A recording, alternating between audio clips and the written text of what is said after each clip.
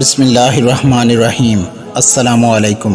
جناب امام جعفر صادق علیہ السلام اللہ پاک کی مخلوق کو غذا کے متعلق درس دے ہی رہے تھے کہ اتنے میں کوئی کہنے لگا، اے نواسہ رسول صلی اللہ علیہ وآلہ وسلم، حلال پرندوں میں سے کون سے انڈے کھانا جائز ہیں اور کون سے جائز نہیں؟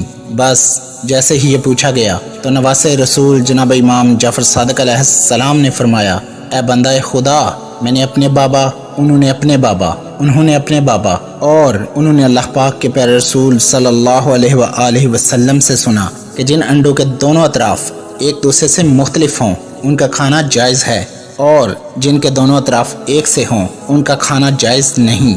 یاد رکھنا، اللہ پاک نے اس نشانی کو انسان کے لیے واضح کر کے رکھا ہے۔ اے بندہ خدا، اس زمین پہ عنقریب ایک زمانہ ایسا آئے گا جب انسانوں کی بیماری کی وجہ غلط انڈے کھانا ہوگی۔ وہ انڈے شفا سمجھ کے کھائیں گے، لیکن کچھ انسانوں کی ہوس اور لالچ کی وجہ سے انڈوں میں ملاوٹ اور زہر کو ملایا جائے گا، اور یوں انسان اپنے ہی ہاتھوں سے بیماری کو خرید لے گا۔